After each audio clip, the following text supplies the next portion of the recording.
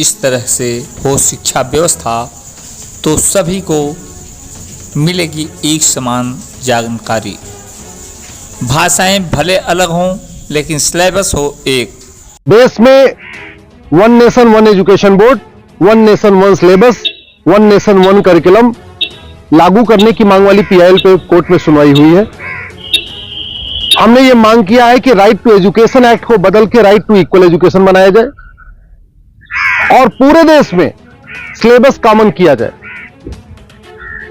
बंगाल वाला बंगाली में पढ़े, गुजरात वाला गुजराती में पढ़े, महाराष्ट्र वाला मराठी में पढ़े, तमिलनाडु वाला अपनी तमिल में पढ़े, लेकिन सिलेबस और करिकुलम एक समान होना चाहिए। फिजिक्स का, केमिस्ट्री का, मैथ का, जूलॉजी का, बॉटनी का, इंग्लिश का, हिंदी का, संस्कृत का, ये सारे सिलेबस कॉमन होने चाहिए पूरे देश में। और वो इसलिए जरूरी है क्योंकि सारे के सारे कॉम्पिटिटिव जो एग्जाम हो रहे हैं उनका पेपर एक हो रहा है। इंजीनियरिंग का एक ही एग्जाम होता है पूरे देश के लिए, मेडिकल का एक ही एंट्रेंस एग्जामिनेशन होता है पूरे देश के लिए, एनडीए का एक ही एग्जाम होता है पूरे देश के लिए। इसी तरीके से आईएएस का जो पेपर होता है वो सबके लिए कॉमन होता है, पीसीएस का पेपर सबके लिए कॉमन होता है, बैंक का पेपर सबके लिए कॉमन होता है, रेलवे का पेपर सबके लिए कॉमन होता है। और अब तो यूनिवर्सिटी में एडमिशन के लिए कॉमन जो सीयूईटी हो रहा है वो भी सबके लिए एक पेपर कॉमन है। अब जब एंट्रेंस एग्जामिनेशन का पेपर एक है तो फिर अलग अलग सिलेबस क्यों पढ़ाया जा रहा है? सीबीएसई कुछ अलग पढ़ा रहा है, आईसीएसई कुछ अलग पढ़ा रहा है, यूपी बोर्ड अलग पढ़ा रहा है, बिहार बोर्ड अलग पढ़ा रहा है, बंगाल बोर्ड अलग पढ़ा रहा है। और सारी पढ़ाई करने के बाद जब बच्चा जाएगा एग्जाम देने, उसके लिए सबके लिए एक पेपर होगा।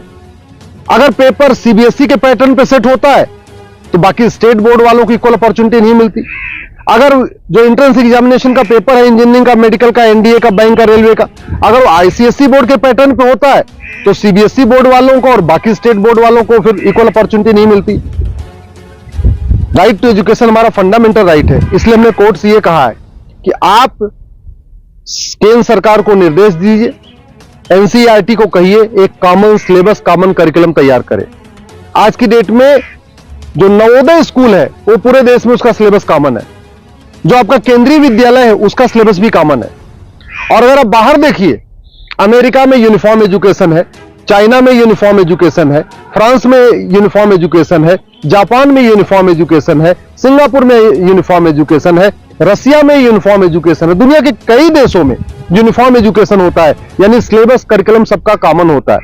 हमारे देश में सिलेबस अलग अलग चल रहे हैं, करिकुलम अलग अलग चल रहे हैं।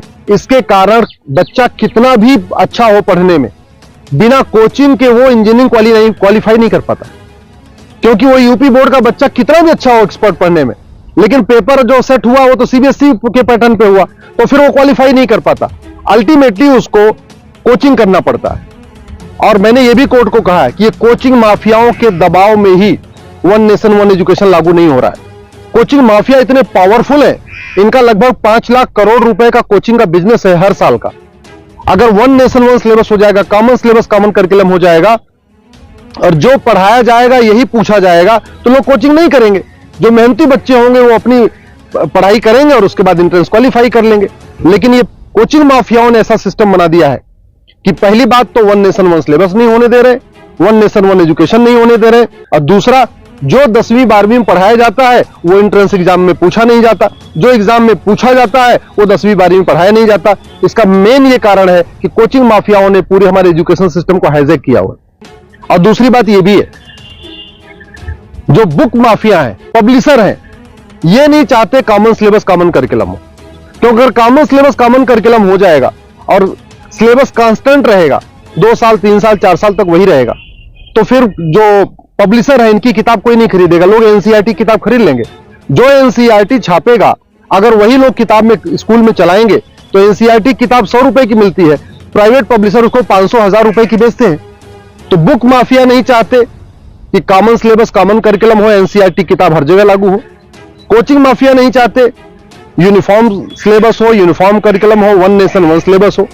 और स्कूल माफिया नहीं चाहते कि one nation one education board हो। सीबीएसई बोर्ड वाले चाहते हैं कि उनका सीबीएसई बोर्ड अलग से चलता रहे, जिससे उनकी दुकान चलती रहे। आईसीएसई बोर्ड वाले चाहते हैं कि उनकी दुकान अलग से चलती रहे। तो इसलिए ना सीबीएसई बोर्ड वाले चाहते हैं one nation one syllabus, one nation one education board हो, ना आईसीएसई बोर्ड वाले चाहते हैं और इसका नतीजा ये हो रहा है कि आम जनता, आम बच्चा पिस रहा है इस पूरे माफिया राज में। इसलिए मैं कोर्ट से निवेदन किया है। कोर्ट ने केंद्र सरकार के शिक्षा मंत्रालय को और कानून मंत्रालय को 4 हफ्ते के अंदर जवाब दाखिल करने के लिए कहा है। एनसीईआरटी, सीबीएसई बोर्ड और आईसीएसई बोर्ड को बोला है 4 हफ्ते के अंदर जवाब दाखिल करिए। दिल्ली सरकार को भी बोला है कि आप भी अपना स्टैंड क्लियर करिए, आप क्या चाहते हैं, आप one nation one syllabus, one nation one curriculum चाहते हैं या नहीं चाहते, आप one nation one education board चाहते नहीं चाहते। और 4 हफ्ते के बाद जवाब आ जाएगा, फिर 11 दिसंबर को इसकी अगली सुनवाई होगी। मैं आप लोगों से निवेदन करता हूं, इस वीडियो को जन जन पहुंचाइए, इस वीडियो को घर घर पहुंचाइए। कॉमन सिलेबस होगा, कॉमन करिकुलम होगा तो सबको इक्वल अपॉर्चुनिटी मिलेगी।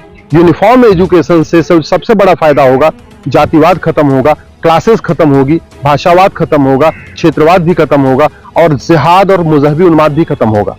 यूनिफॉर्म सिलेबस होगा, मंत्री और संतरी के बच्चे की एक किताब होगी। यूनिफॉर्म सिलेबस का मतलब यह हुआ कि शिक्षक का बेटा और शिक्षा मंत्री का बेटा एक ही किताब पढ़ेगा। यूनिफॉर्म सिलेबस का मतलब क्लर्क का बेटा और कमिश्नर का बेटे की किताब एक होगी। यूनिफॉर्म सिलेबस का मतलब मजदूर के बेटे की किताब और मालिक के बेटे की किताब एक होगी। यूनिफॉर्म सिलेबस से वास्तव में भारत में समाजवाद आएगा।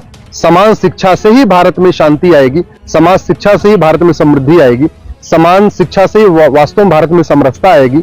इसलिए मैं आपसे निवेदन करता हूं, समान शिक्षा की मांग करिए। समान नागरिक संहिता से 100 गुना ज्यादा जरूरी है समान शिक्षा।